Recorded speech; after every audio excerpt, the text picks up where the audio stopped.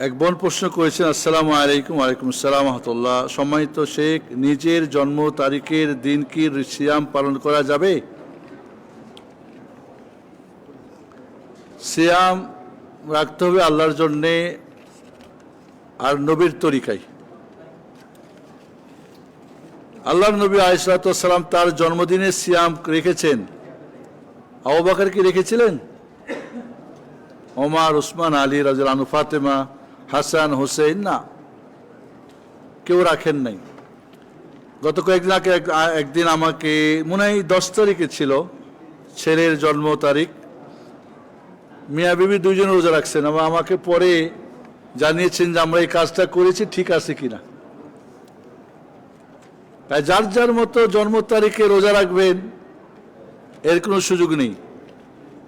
রাসূলুল্লাহ সাল্লাল্লাহু আলাইহি ওয়াসাল্লাম রেখেছেন, আমরা রাখতে পারবো। এছাড়াও সোমবারের দিন আল্লাহর কাছে আমল পেশ করা হয়। কাজেই আপনার জন্ম তারিখ বা নিজের সন্তানের জন্ম তারিখ বা বিয়ের তারিখকে কেন্দ্র করে কোনো ধরনের জটাঘটা ইবাদত করা যাবে না, সিয়াম রাখা যাবে না। জি,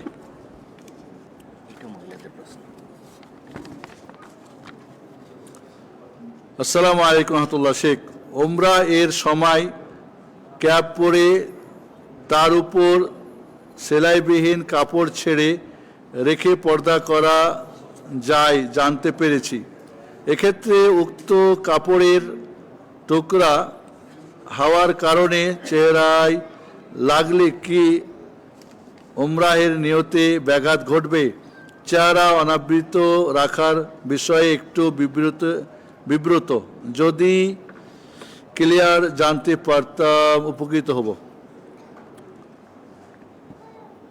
এহরাম অবস্থায় মহিলাদেরকে মুখ এবং হাত খুলে রাখতে হবে। মুখ খুলতে হবে, চেহারা আর হাত কবজি পর্যন্ত খুলতে পারবে। এটা হলো নিয়ম। লা তানতাকিবুল মারা ওয়ালা তালবিসুল কুফাজাইন। এখন এটা থেকে বাঁচার জন্যে, এবার আমি মনে করি জিহাদ মহিলাদের জন্য, ওমরা এবং হজ জিহাদ রাসূল বলেছেন আলাইহিস সালাতু ওয়াস সালাম। এবং এই মুখটাকে খুলে রাখতে হবে, আবার পরপুরুষকে দেখানো যাবে না, এটা সবচেয়ে বড় জিহাদ। তাহলে কি করবে?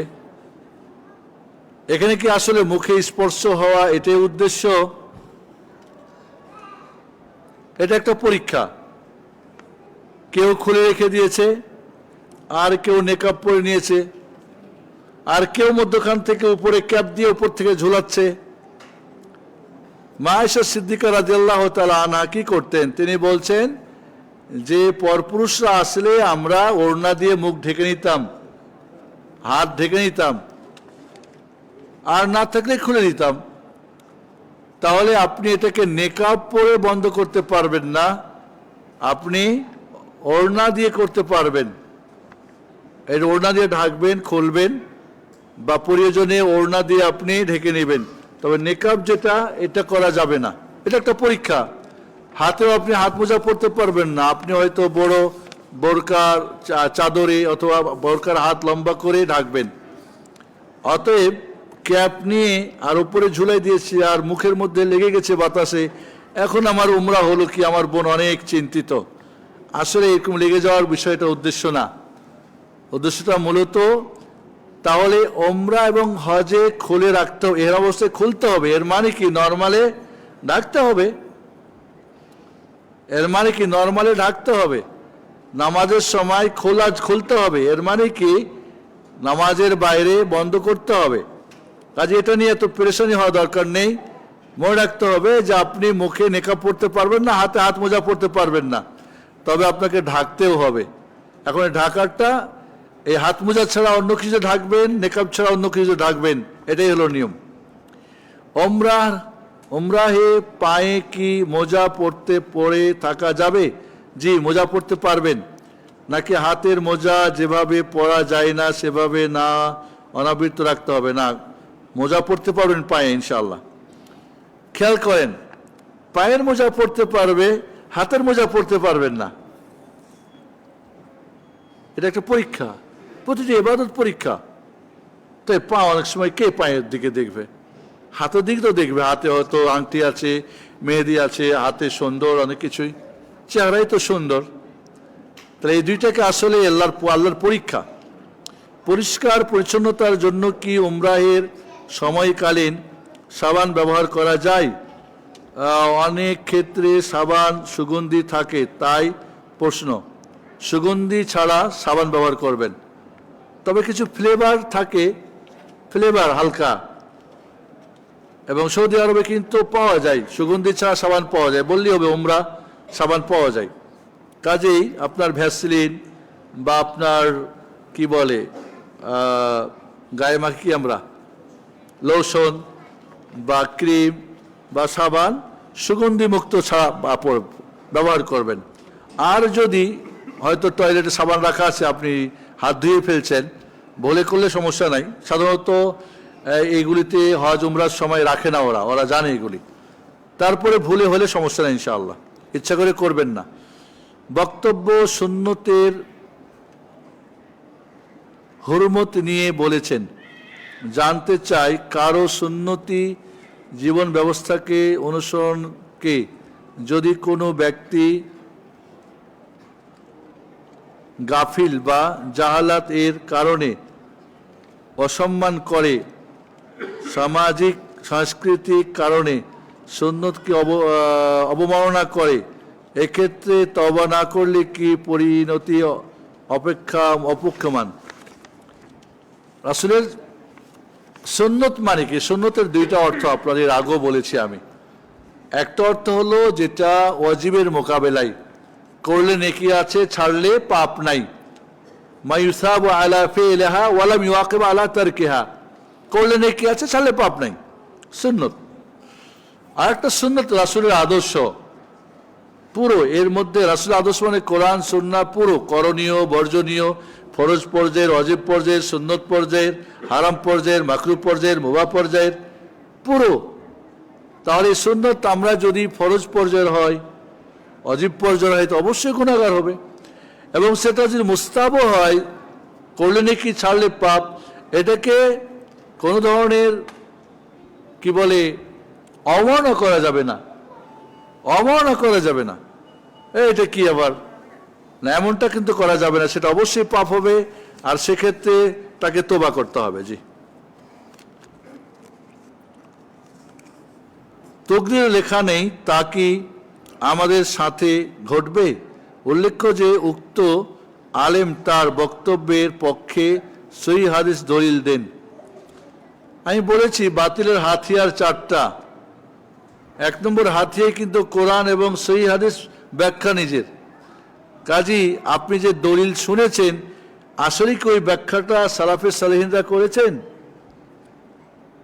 নাকি উনি নিজের মতো করে করেছেন?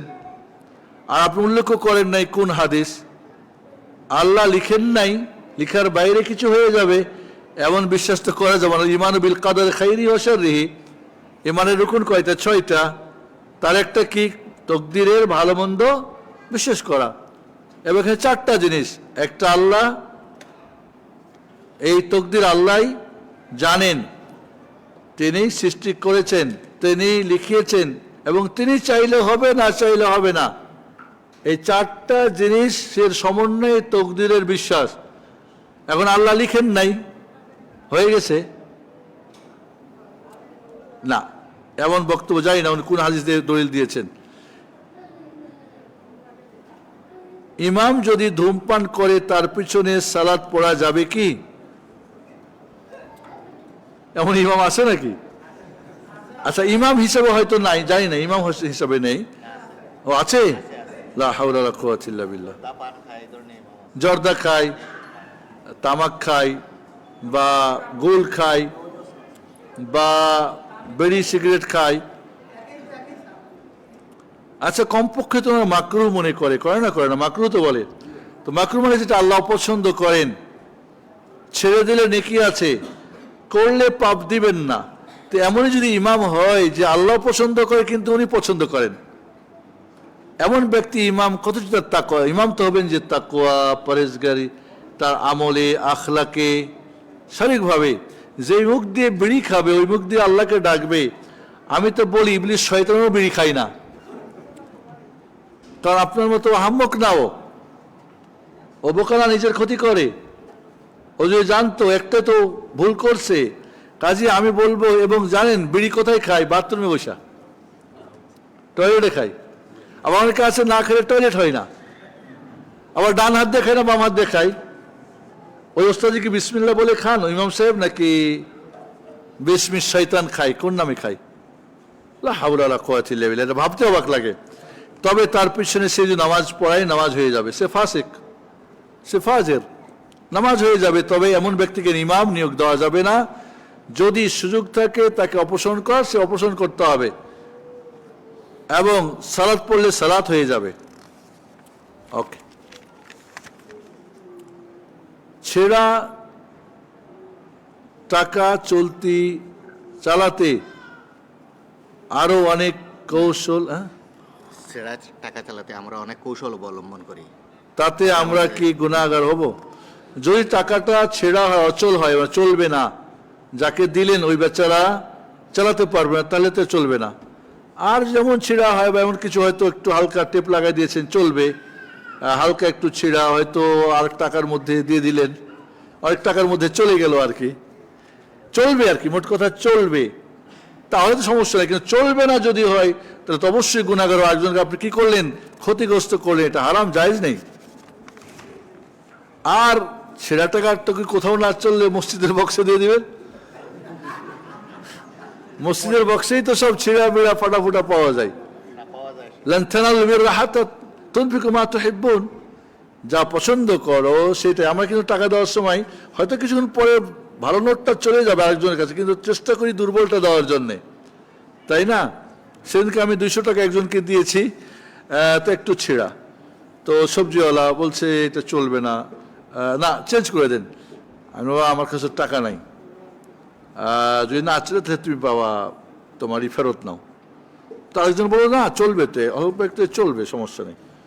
তো আমি বলি দেখো বাবা তুমি চলে তো নেও, কারণ আমাকে আরেকজন দিয়েছে, আমি এত খেয়াল করি নাই, না হলে তুমি তোমার সামান ফেরত না, আমাকে তুমি টাকা ফেরত দাও, কি করা যাবে? না চললে না হয় মসজিদের বক্সে দিতে হবে নাকি। ওয়ালাইকুম আসসালাম ওয়া রাহমাতুল্লাহি ওয়া বারাকাতুহু। সাজদাতুল গাজওয়াতুল হিন্দ সম্পর্কে আলোচনার অনুরোধ করছি। এ সম্পর্কে হাদিসগুলো কি সহিহ? গাজওয়াতুল হিন্দ হয়ে গেছে তো গাজওয়াতুল হিন্দ। তো এই গাজওয়াতুল হিন্দ নিয়ে এখন এত মাথা খারাপ কেন?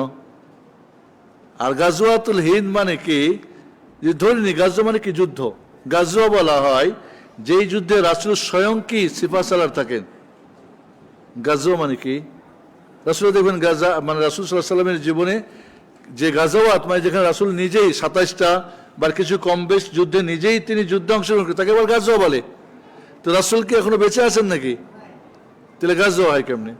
তারপর হাদিসের ভাষায় গাজওয়াতুল হিন্দ নিয়ে পক্ষে বিপক্ষে ওলামাদের কথা আছে, হাদিস নিয়ে গাজওয়াতুল হিন্দ হয়ে গেছে। আর যদি হয় তো এটা কার নিয়মে হবে? কার নিয়মে? শিয়াদের, সুফিদের?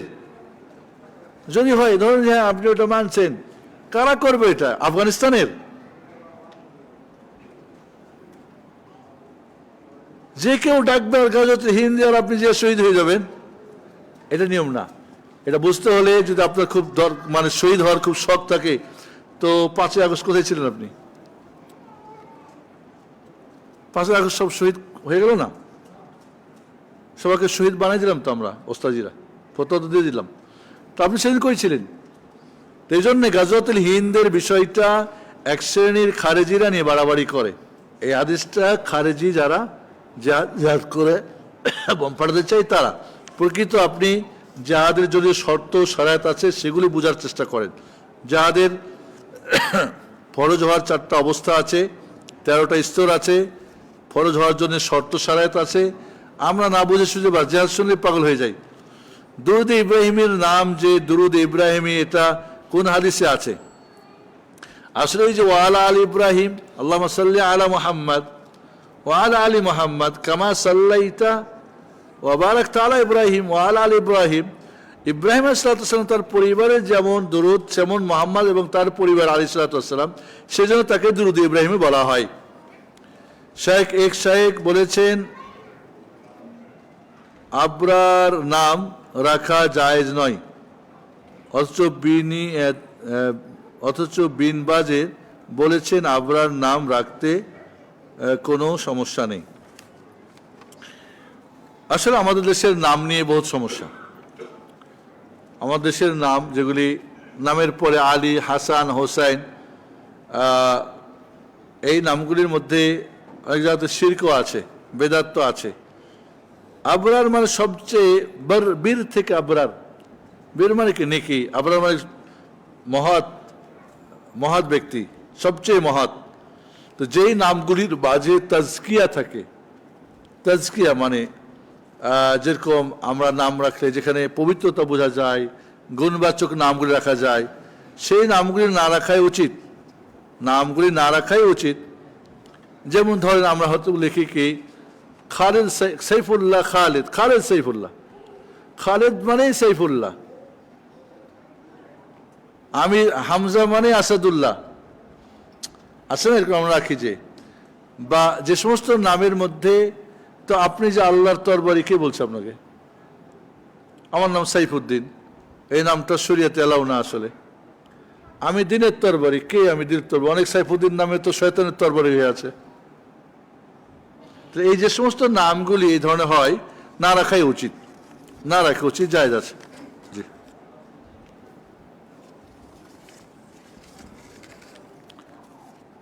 ওয়ালাইকুম আসসালাম। শেখ, আমার স্ত্রীর 8 মাসের প্রেগনেন্সি, এমতো অবস্থায় বসায় তার নামাজ পড়তে খুব কষ্ট হয়, সে কি চেয়ারে বসে নামাজ পড়তে পারবে?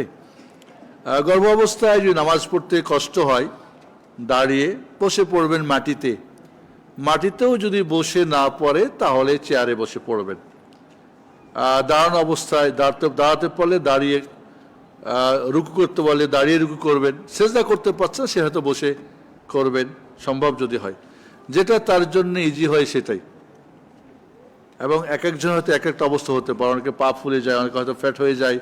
তো যেভাবে উনি রুকু সেজদা, দাঁড়ানো, আরাম এবং কি বলে সুন্দর মতো করতে হবে সেটাই করবে, কোনো সমস্যা নেই ইনশাআল্লাহ।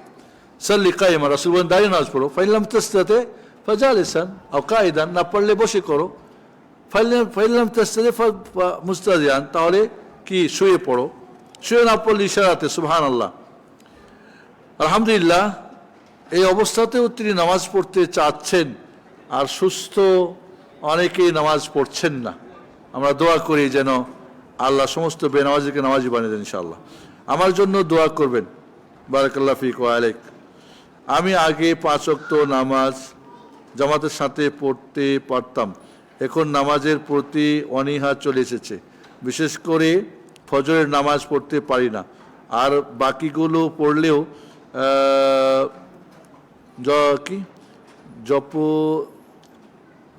যথাযথ নাকি থাকে না, মনোযোগ থাকে না। আর ইদানিং আমার বিপদ বেড়ে যাচ্ছে, আমার করণীয় কি বলবেন? আমার হেদায়েতের জন্য দোয়া করবেন। দোয়া করি যে ভাই প্রশ্ন করেছেন, আল্লাহ তাকে এবং আমাদের সকলকে হেদায়েত দান করুন, নামাজের মহব্বত বাড়িয়ে দেন। ফজরের নামাজ এবং ঈশার নামাজ মুনাফিকের জন্য ভারী, রাসূল বলছেন আজকালুস সালাহ, কাজেই এটা মুনাফিকের আলামত। আর নামাজ পড়লেও আপনার মনোযোগ থাকে না, সেক্ষেত্রে বলবো আপনাকে তওবা করতে হবে, কঠিন তওবা। 2 রাকাত নামাজ পড়ে তওবার জন্যে চোখের পানি ছেড়ে আল্লাহর কাছে একান্তভাবে যে আল্লাহ এই পাপ আমার হয়ে যাচ্ছে, ফজর নামাজ পড়তে পারছি না, নামাজে মনোযোগ হচ্ছে না, আল্লাহকে ক্ষমা করো, দয়া করো আল্লাহ, কারণ নামাজই হবে কিয়ামতের প্রথম হিসাব। এই নামাজে ফেল করলে তো বাকিগুলো ফেল হয়ে যাব। এই জন্যে আল্লাহর কাছে আপনি তওবা করবেন এবং আপনি অতীতের যত নামাজ ছুটে গেছে কঠিনভাবে তওবা করবেন, আল্লাহ কবুল করলেন ইনশাআল্লাহ। এবং আপনি যে অমনোযোগী হচ্ছেন নামাজের ক্ষেত্রে, আপনি কার সামনে দাঁড়িয়েছেন? আপনি কে? আপনি একজন বান্দা, দাস, আপনি বাধ্য। আল্লাহ কি বাধ্য? কিছু বাধ্য না, তিনি আপনার সব কিছু দেখছেন। এবং সবচেয়ে বড় যেটা, নামাজে কি পড়ছেন আল্লাহু আকবার থেকে শুরু করে শেষ পর্যন্ত এগুলির মিনিংগুলি, অর্থগুলি জেনে নেওয়া, এবং সালাতের প্রত্যেকটা কাজ এবং কথার অর্থ জানা, এবং এর সাথে আপনি যেখানে ইমাম, যেই মসজিদের ইমাম মুত্তাকি, পরহেজগার, সহি আকীদা মানহাজের, কোরআন সুন্নাহ ফলো করেন, সেখানে গিয়ে নামাজ পড়ার চেষ্টা করবেন। এবং যারা নামাজি পাক্কা সাচ্চা, ওদের সাথে উঠা বসা করবেন। যারা ইমানদার, তাদের সঙ্গে উঠা বসা করবেন। পরিবেশ চেঞ্জ করবেন, বন্ধুবান্ধব চেঞ্জ করবেন, প্রয়োজনে মসজিদ ইমামও চেঞ্জ করবেন। আল্লাহর কাছে দোয়া করবেন। আমরা সবাই দোয়া করি আল্লাহ রব্বুল আলামিন আপনাকে সালাতে মনোযোগী করে দেন এবং রব্বুল আলামিন আপনি অতীতে যা পাপ করেছেন তওবা করার তৌফিক দান করেন ইনশাআল্লাহ। ওয়ালাইকুম আসসালাম ওয়া রাহমাতুল্লাহ। শেখ, যদি আমার প্রথম রাকাত ছুটে যায় তাহলে প্রথম বৈঠক এবং শেষ বৈঠককে কতটুকু পর্যন্ত পড়তে হবে? যতটুকু পড়তে পারবেন ততটুকু পড়বেন। মানে এক রাকাত ছুটে গেছে, প্রথম বৈঠক, আমার তো এক রাকাত, আমার তো বৈঠক না, 2 রাকাতও বৈঠক না, অনেকে মনে করে বসে থাকে না। আত্মাহিয়াত পড়বেন। ইমাম যদি না উঠে দরুদ শরীফ পড়েন, দরুদ শরীফ পড়ে উঠছে না, মাসুরা পড়েন, কোনো সমস্যা নেই। এবং প্রথম বৈঠকে আপনার প্রথম হোক না হোক, ইমামের প্রথম বৈঠক হলে আপনি পড়বেন। দ্বিতীয় বৈঠকে আপনি ভাবছেন আমার তো শেষ বৈঠক না, তাহলে আত্মাহিয়াত পড়ে বসে থাকবো না? আত্মাহিয়াত পড়বেন, দরুদ পড়বেন, মাসুরা পড়বেন। ইমাম যতক্ষণ সালাম না ফিরায় যত দোয়া দেন পড়তে থাকেন, কোনো সমস্যা নেই ইনশাআল্লাহ। জি। জুমার সুন্নত কয় রাকাত? জুমার কাবলাল জুমা যেটা বলে, কাবলাল জুমা বলে কোনো সুন্নত নেই, নফল আছে 2 রাকাত তাহিয়াতুল মসজিদ, এটা সুন্নত। এরপরে যত পারেন পড়তে থাকেন। আব্দুল্লাহ ইবনে ওমর সাহাবী রাদিয়াল্লাহু আনহু 2 রাকাত পড়তেন। সকাল ভোরে আসতেন, নাস্তা না খেয়ে আসতেন সাহাবা ইকরাম। 2 রাকাত নামাজ এত লম্বা পড়তেন যে রাসূলের মেম্বারে বসার পর্যন্ত। আল্লাহু আকবার। আব্দুল্লাহ ইবনে মাসউদ রাদিয়াল্লাহু আনহু 4 রাকাত পড়তেন, 2-2 4 পড়তেন। কিন্তু আপনি 2-2 করে পড়তে পারেন, যত পড়েন। এরপরে ফরজ যখন হয়ে যাবে জুমার সালাতের পরে 4 রাকাত সুন্নত আছে, 2-2 করে 4। মসজিদে, বাড়িতে যেখানেই পড়েন 4 পড়তে পারবেন ইনশাআল্লাহ, 2-2 করে। আব্দুল্লাহ ওমর সাহাবী রাদিয়াল্লাহু আনহু মসজিদে পড়লে 4 পড়তেন, ঘরে গিয়ে পড়লে 2 পড়তেন। কোনো বর্ণনা আছে মক্কায় গিয়ে উনি মসজিদে 2 পড়ে ঘরে গিয়ে 4 পড়েছেন, বা এরকম পাওয়া যায়। মোট কথা সুন্নত 4 রাকাত বাদাল জুমা, জুমার পরে, আগে কোনো সুন্নত নাই। রাসূল সাল্লাল্লাহু আলাইহি ওয়াসাল্লামকে কিভাবে সালাম পাঠাবো? কোথায় পাঠাবেন? বাই পোস্ট, বাই ইমেল, মাধ্যমে না। আপনি পড়বেন, আল্লাহ সাইয়াহুন ফেরেশতা নিয়োগ করে রাখছেন। আপনি সুন্নতি নিয়মে পড়বেন, ফেরেশতারা নিয়ে পৌঁছে দিবেন। দায়িত্বটা আপনার শুধু পড়া, এবং এটা আল্লাহ খুশি করার জন্য রাসূলের তরিকায়। বাকি পৌঁছে দেওয়ার দায়িত্ব কার? আল্লাহ তার ফেরেশতাদের মাধ্যমে। সুবহানাল্লাহ। কাজেই আপনি এটা নিয়ে টেনশন করবেন না। ডায়াবেটিস চেক করলে কি উজু চলে যায়? না, চলে যাবে না। ডায়াবেটিস চেক করা, তার রক্ত নিলেন, চেক হবে না। এমনকি রক্ত বের হলেও উজু নষ্ট হবে না, সঠিক মত হবে না। তবে 2 রাস্তা দিয়ে, পেশাব পায়খানা রাস্তা দিয়ে বের হলে উজু নষ্ট হবে, তাছাড়া না। ফজরের সালাত কোন কোন সূরা দিয়ে পড়লে বেশি সওয়াব হয়? ফজরে আল্লাহ নবী আলাইহিস সালাম লম্বা কিরাত করতেন, 60 থেকে 100 পর্যন্ত পড়তেন। বিশেষ করে জুমার দিনের ফজরে হামিম সাজদা এবং সূরা দাহার বা সূরা ইনসান বলে আমাদের দেশে নাকি, সূরা ইনসান পড়তেন সুন্নত। বাকি লম্বা কিরাত পড়া উত্তম। কাজে আপনি চাইবেন ফজরের নামাজে রাসূল সাল্লাল্লাহু আলাইহি ওয়াসাল্লাম লম্বা কিরাত করতেন, সেগুলি পড়ার চেষ্টা করবেন। বিশেষ করে জুমার দিনের খাস সূরার কথা আছে, বাকিগুলো লম্বা করার কথা আছে। ওয়ালাইকুম আসসালাম ওয়া রাহমাতুল্লাহ। শেখ, আমার ওইটা গেছে গা।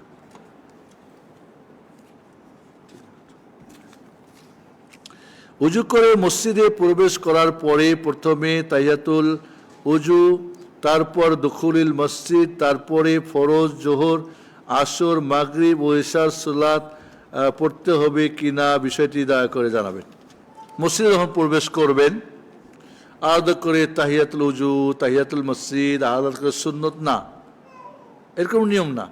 যখন কোনো নামাজ নাই তখন তাহিয়াতুল উজু, কোনো নামাজ নাই, আপনি উজু করেছেন, এখন তাহিয়াতুল উজু 2 রাকাত পড়ে নেবেন। বাকি যখন মসজিদে আসছেন, মসজিদে কি আছে? তাহিয়াতুল মসজিদ আছে। জোহরের আগে আসছেন, এখন সুন্নত আছে, তাহলে তাহিয়াতুল উজু এবং আপনার তাহিয়াতুল মসজিদ আর জোহরের সুন্নত দুই রাকাত করে পড়বেন। 2 রাকাত পড়লে 3টা একসাথে হয়ে গেল। নিয়ত করবেন 3টা একসাথে। নিয়ত করবেন কি? তাহিয়াতুল উজু, তাহিয়াতুল মসজিদ আর জোহরের 2 রাকাত। 4 রাকাত পড়লে তো হবে না, হবে? জোহর 4 রাকাত একসঙ্গে পড়া যায় যাচ্ছে, কিন্তু সুন্নত কি 2 রাকাত পড়া। তাহলে এইভাবে আপনি পড়বেন আলাদা করে। ফজর নামাজ অনেক সময় দেখে আসছে তাহিয়াতুল উজু পড়ে, তাহিয়াতুল মসজিদ পড়ে, এরপরে সুন্নত পড়ে না, 2 রাকাত পড়বেন, এর মধ্যে নিয়ত করে নেবেন, এটাই নিয়ম। ওকে। কোন দরুদ সবচেয়ে বেশি উত্তম? দরুদ ইব্রাহিম। এবং দরুদ ইব্রাহিমই ছাড়া কিন্তু সালাত হবে না, সালাতে দরুদ ইব্রাহিম পড়তে হবে। বাকি রাসূল সাল্লাল্লাহু আলাইহি ওয়াসাল্লামের আরও যে দরুদের শব্দ আছে, দরুদ ইব্রাহিমই কিন্তু 6 প্রকার আছে। 6 প্রকার, মানে শব্দের কিছু কম বেশি নিয়ে 6 প্রকার আছে। মুখস্থ করবে, এক এক সময় একটা পড়বেন, বাইরেও পড়বেন উত্তম। তাছাড়াও সংক্ষিপ্ত দরুদ সাল্লাল্লাহু আলাইহি ওয়াসাল্লাম, আল্লাহুম্মা সাল্লি ওয়া সাল্লিম আলা মুহাম্মদ ওয়া আলা আলিহি ওয়া সাহবিহি, এইভাবে আপনি পড়তে পারেন। প্রচলিত খুতবা আর তাকওয়া মসজিদের খুতবার মধ্যে পার্থক্য কেন? খুতবা মানে কি? ভাষণ। খুতবা মানে কি? মানুষকে কিছু শেখানো। তো খুতবা মানে যে আরবি দিয়ে হয়, তাহলে কি বুঝবে বাংলাদেশি? আবার আপনি খুতবা আরবি দিয়ে করতে হবে নাম দিয়ে, আগে আবার বয়ান শুরু করছেন, তো ওইটা কোথায় পেলেন? খুতবা 3টা হয়ে গেল। আসলে খুতবা তো 2টা, একটা দেওয়ার পরে বসতেন, উঠে আরেকটা দিতেন, আপনি তো 3টে বানালেন। তো আমাদের এই খুতবা এটাই হলো নিয়ম। এবং হানাফি মাযহাবে ইমাম আযম আবু হানিফা রাহমাতুল্লাহর কাছে যার যার ভাষায় খুতবা দেওয়াটাই কি নিয়ম। তবে আমরা করে নিয়েছি কি, যে জোহরের 4 রাকাত নামাজ, 2 রাকাত খুতবা আর 2 রাকাত নামাজ, এই ভাগ করে নিয়েছি আমরা। এই জন্যে নামাজে যেমন বাংলা টাংলা বলা যাবে না, ঠিক খুতবাতেও বলা যাবে না। এটা কি বলছে আপনাকে? হুজুর ছাড়া নামাজ হবে? হুজুর ছাড়া খুতবা দেওয়া যাবে? ওস্তাদকে জিজ্ঞেস করেন যে হুজুর, একজন ইমামের হুজুর চলে গেছে, খুতবা রেখে কি হুজুর করতে যাবে না? খুতবা শেষ করে হুজুর নামাজ পড়বে? হুজুর শর্ত আছে? শর্ত না, শর্ত না তো। আমরা যখন খুতবা দিই কেবলামুখী হয়ে দিই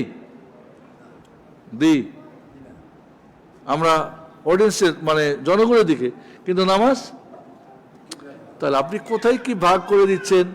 জোহরের নামাজ সঙ্গে খুতবা, জুমার নামাজ একটি স্পেশাল সালাত, তার জন্য শর্ত আছে, তার নিয়ম আছে। আপনি কোথাকার সাথে কোথায় মিলাই দিয়ে ফতোয়া বানায়নি, এখন আর বাংলায় খুতবা দেওয়া যাবে না, তার নামে আপনি বয়ান শুরু করলেন। এই জন্যে বন্ধু, এখানে যেটা হয় তাই সুন্নতি নিয়ম ইনশাআল্লাহ। ওয়ালাইকুম আসসালাম ওয়া রাহমাতুল্লাহ। অনেকেই দেখেছি ব্যবসা প্রতিষ্ঠানের ধর্মকে ব্যবহার করে থাকেন, যেমন বিসমিল্লাহ রেস্টুরেন্ট, অথচ সব ব্যবসায়ী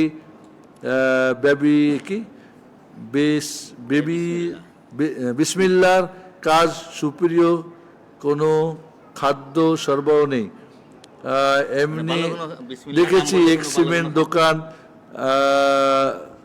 কিতাব ধারা, এটার উদ্দেশ্য কি? আসলে কিতাব রাখে আর কি, ওই যে জি, তাবলীগের কিতাব রাখে। আপনি মনে রাখবেন যে ব্যবসা হালাল, ঠিক না? আহাল্লাহু বাই'a ওয়া হাররামা রিবা। আল্লাহ নির্দিষ্ট ব্যবসাকে হালাল করেছেন এবং নির্দিষ্ট সুদকে হারাম করেছেন। তাহলে ব্যবসা হালাল, বিসমিল্লাহ store, Allah store, Mecca store, Medina store নাম রেখেছেন, কিন্তু ভিতরে সব মায়ের দোয়া, কিন্তু মাকে ভাত দেয় না। লা হাওলা ওয়ালা কুওয়াতা ইল্লা বিল্লাহ, বেশিরভাগ দেখবেন মায়ের দোয়া, মা বাবার দোয়া। তা আসলে ইসলামকে এভাবে ব্যবহার করা যাবে না। আপনি হয়তো বিসমিল্লাহ, হয়তো আপনার একটা আছে, মেমো আছে, যেখানে সেখানে বিসমিল্লাহ করে পড়াচ্ছে, ওটা আপনি কাটছেন না, জায়েজ নেই। এই সমস্ত নাম ব্যবহার করা জায়েজ নেই। আরব দেশে আপনারা দেখবেন সোজা এই ধরনের কোনো ইসলামের নাম ব্যবহার করা হয় না। অনেক সময় আমরা আজকাল হজ উমরাতে দেখা যায় যে কাবা ঘরের ছবি লাগায়, না, এগুলি জায়েজ নেই। এটা শিআরুল ইসলাম, ইসলামের প্রতীক, এগুলিকে ব্যবহার করা যাবে না। তো এই জন্যে যেটা অত্যন্ত সুন্দর একটা কথা বলেছেন, বাইরে বিসমিল্লাহ, কিন্তু ভিতরে কি সব কিছু গলত ঢুকে রাখছে। অনেক সময় দোকানে হয়তো হারামও বিক্রি করছে, বিড়ি সিগারেট বিক্রি করতেছে, ওখানে হয়তো প্রতারণা করছে বসে, বিসমিল্লাহর নাম দিয়ে নিজে ওখানে বসে বিসমিল্লাহ আল হাজ স্টোর, আবার হজের উল্টো পাল্টো কাজ চলছে ওখানে। আমি বুকে হাত বেঁধেছিলাম বলে সেদিন মসজিদ থেকে আমাকে বের করে দিয়েছিল।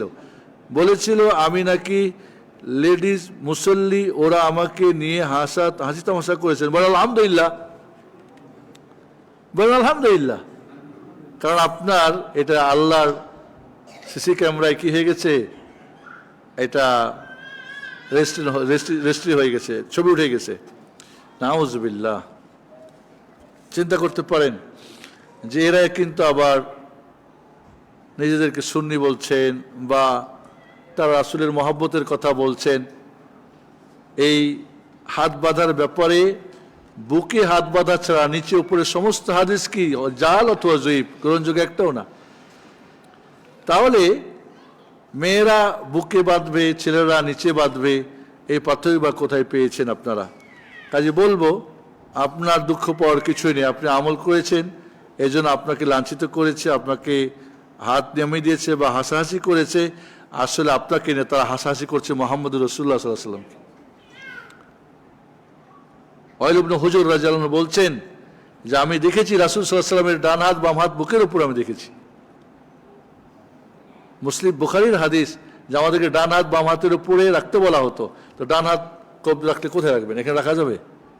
রাখা যাবে এখানে? স্বাভাবিক তো উপরে আসবে। তাহলে এটা আসলে আমরা অত্যন্ত কি বলবো যে আমাদের সমাজে আজও মানুষের চক্ষু খুলছে না। আপনি ইনশাল্লাহ আপনার ওপর আপনি যে হক জেনেছেন তার উপর আপনি দৃঢ় থাকবেন ইনশাল্লাহ। মাজারে পীরের ওসিলাই চাওয়া কি শিরিক হবে?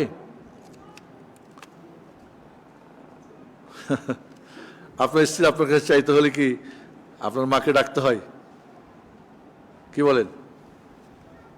আপনার মার মধ্যে বলে যে আম্মা একটু আপনার ছেলেকে বলেন আমার এটা দিতে হবে, তখন মা না জানলেই ভালো, জানলেই সমস্যা হয়ে যাবে, ঠিক না? মার কাছে চাইতে গেলে কি বড় ভাই লাগে? লাগে না। তাহলে আমরা আল্লাহর কাছে চাবো কেন মাধ্যম লাগবে? যদি এই যে ওসিলা বলছেন, ওসিলা কি? অবতগিলেহি ওসিলা মানে আল্লাহর সান্নিধ্য লাভ করো কিসের মাধ্যমে? বিইমতিসাল আওয়ামির হচ্ছে বা নাওয়াহি, আল্লাহর আদেশ পালন করে নিষেধ করে ইবাদতের মাধ্যমে আল্লাহর ওসিলা তালাশ করতে হবে। আমরা এখন হুজুরকে ওসিলা বানিয়ে নিয়েছি। যদি মনে করে যে সে ছাড়া আল্লাহ শুনবে না, এটা অবশ্যই শিরিক। কারণ তাকে আল্লাহকে মানুষের সাথে তুলনা করা হচ্ছে যে কোর্টে যেতে হলে জাজের কাছে কি লাগে? উকিল লাগে। আল্লাহর কাছে যেতে হলে পীর লাগে। এই ধারণা এটা পুরোটাই শিরিক। আল্লাহকে মানুষের সাথে তুলনা করা, নাউজুবিল্লাহ। এবং আল্লাহ সরাসরি শুনেন না, তার মাধ্যম ছাড়া, এটা আরেকটা কুপুরি কথা। মানে আল্লাহকে ছোট করা, নাউজুবিল্লাহ। কাজে এই ধরনের ওসিলা যেটা আমাদের সমাজে আছে, আমি এর আগেও বলছি, ওসিলা তিন প্রকার, দুই প্রকার, একটা বৈধ ওসিলা, একটা অবৈধ ওসিলা। বৈধ ওসিলা হলো কি? নেক আমলের মাধ্যমে ভালো কাজ করে বা মন্দ কাজ ছেড়ে, আল্লাহর নামের ওসিলা। আর নেককার জীবিত ব্যক্তির দোয়ার ওসিলা, এটা আপনার বাবা হতে পারে, মা হতে পারে, এর চেয়ে আপনার কাছে কে নেককার হতে পারে। আর অবৈধ ওসিলা দুই প্রকার, একটা শিরকি ওসিলা, একটা হলো বিদাতি ওসিলা। বিদাত ওসিলা আমাদের দেশে করে না, যে নবীর ওসিলায় আউলিয়া সৈয়দ কুতুব ওসিলায় মাফ করে ক্ষমা করে, এগুলো হল কি বিদাতি। আর শিরকি হলো কি? যে ওরাই পার করবে, ওরাই পৌঁছাবে, ওরা না করলে হবে না, এটা শিরকি ওসিলা। ওর কাছে গিয়ে চাওয়া, বাবা দাও, শাহজালাল আমাকে দাও, ছেড়ে দাও, এটা হলো শিরকি ওসিলা। কাজে ওসিলা নিয়ে আমাদের অত্যন্ত দুঃখজনক বলি। কুল বিফজলিল্লাহি ওয়া বিরহমাতিহি ফালইফরাহু ওয়া খায়রুম মিম্মা ইয়াজমাউন।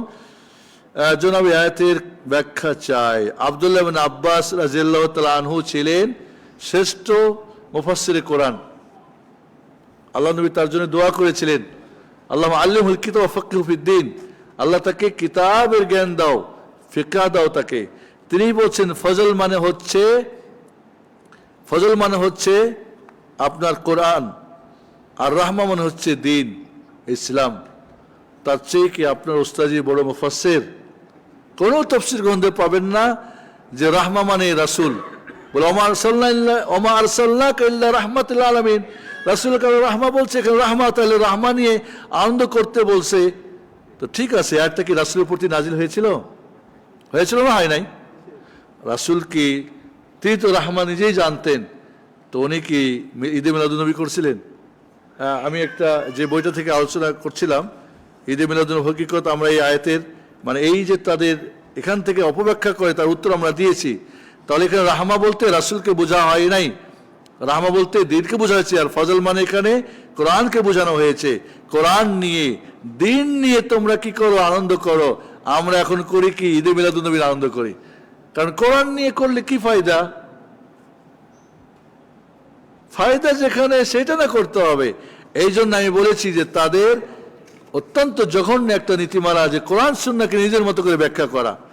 উজু করে মসজিদে, শেষ মনে হয় আর আছে নাকি ক্লাস? জাযাকুমুল্লাহ খের, বারাকাল্লাহ ফিকুম। আশা করবো যে আজকে মাগরিবের পর আপনারা থাকবেন। আমাদের আজকে একটা চমৎকার আলোচনা আছে, দোয়া করবেন। অত্যন্ত গুরুত্বপূর্ণ আলোচনা যেন রব্বুল আলামিন আমাকে তৌফিক দান করেন। আপনারা থাকবেন। আল্লাহ আমাদেরকে যা শুনেছি, জেনেছি, সত্যটাকে জানা। আমরা সবসময় বলেছি আমার তিনটি কাজ: সঠিকটা জানি, নিজে মানি, অন্যকে জানাই এবং মানাই। এই তিনটা কাজ প্রতিটি মানুষকে করতে হবে, ফরজ আইন। আল্লাহ আমাদের সেই তৌফিক দান করুন। সাল্লাল্লাহু আলাইহি ওয়া সাল্লাম মুহাম্মদ ওয়া আলা আলিহি ওয়া সাহবিহি। আসসালামু আলাইকুম ওয়া রাহমাতুল্লাহি ওয়া বারাকাতুহু। সুবহানাকাল্লাহ।